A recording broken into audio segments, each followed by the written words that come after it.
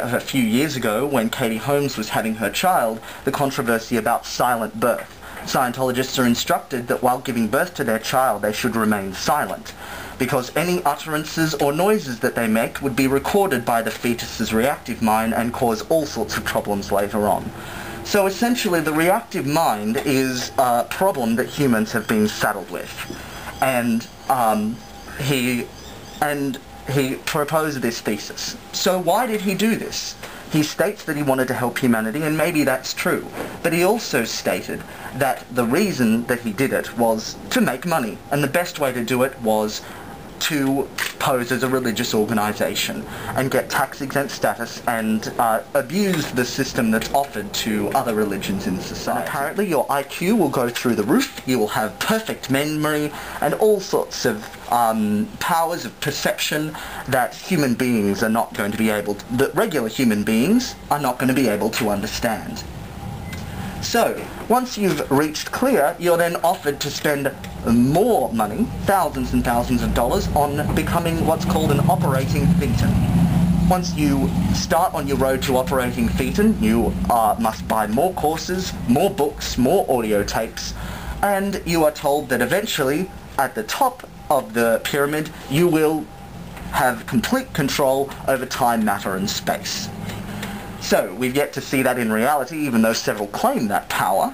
But the key thing to realize is that in Scientology, one of their main recruiting tactics is to bring in your friends.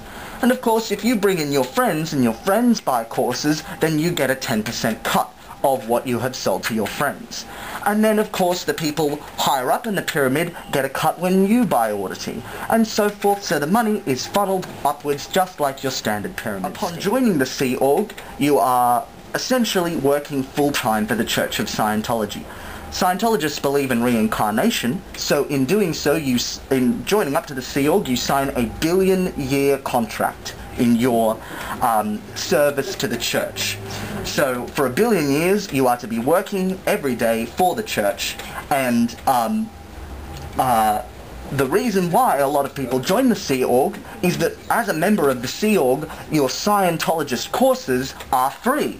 So your thousands and thousands of dollars that you were previously forced to fork out to Scientology, you get all of that for free if you join the Sea Org and work for Scientology. These people must run everywhere and perform menial tasks, and there is a rehabilitation project force operating out of the building in Australia, just over there at Broadway in Sydney. So, it doesn't matter whether you're a husband and you have a wife and family, you will be cut off from them and not allowed to speak to any other Scientologists, and you will be forced to perform these menial tasks. A particularly shocking example that just happened recently was a man by the name of Hugh Stuckenbrook. His health began to diminish. Scientologists believe that all health problems, physical and mental, are caused by you associating with people who are not friendly to Scientology. So if you're sick, clearly that means you just need to get more into Scientology. So this particular man began to have trouble walking, and he was feeling tired all the time. And so clearly something was going wrong with him, so they put him in the forced labour camp and forced him to run everywhere. Within 3 years, he was dead, and it was he had left Scientology for a brief moment to find a proper medical diagnosis of multiple sclerosis, however, never received any medication, and this entirely manageable condition caused his death because Scientologists simply don't believe in modern medical science. Now, these people had been working for Scientology their entire lives. They had no money, not even a driver's license, no means to survive without Scientology. Everything about them was Scientology. He decided to get them all in a room and got chairs and put them in the center of the room and started playing musical chairs. The people who could not get a seat would be, apparently, left at a bus stop. So the person who told this tale said it was incredibly sad to see people who had been friends for years fighting in a frenzied manner in order to get a place on a chair to remain within Scientology. And at the end of it, after David Miscavige had left them for several hours to ponder their fate, returned and said, "I was just kidding, now get back to work." Began several years ago on what are known as the Chan boards. Essentially, they are image boards where people post an image along with some text. the default name when posting is anonymous.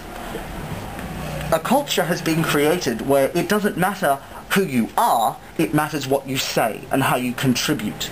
And it has its own very complicated culture with lots of in-jokes, and has been responsible for vigilantism in the past.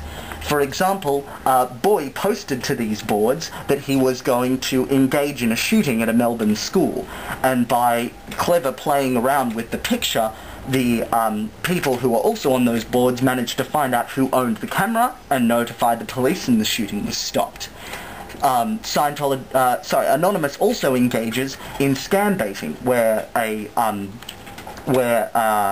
where Nigerian scammers will email members of Anonymous, and they will string these people along for as long as they can. They've also been known to hunt down child pornographers by recording their IP addresses and passing this information on to the authorities. So using the internet as a way to exert social justice is not new.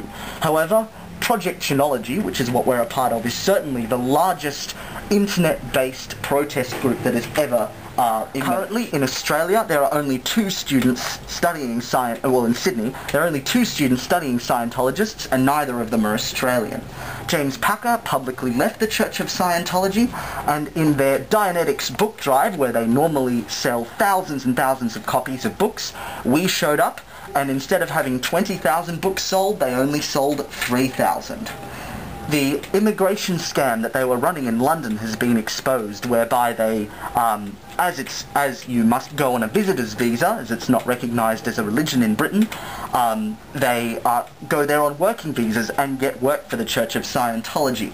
And the Scientology's many attempts to silence its critics have been well documented. I'd like to thank the Humanist Society for allowing us to come and talk today, and I and the other members of Anonymous here would love to answer your questions about the movement and about Scientology.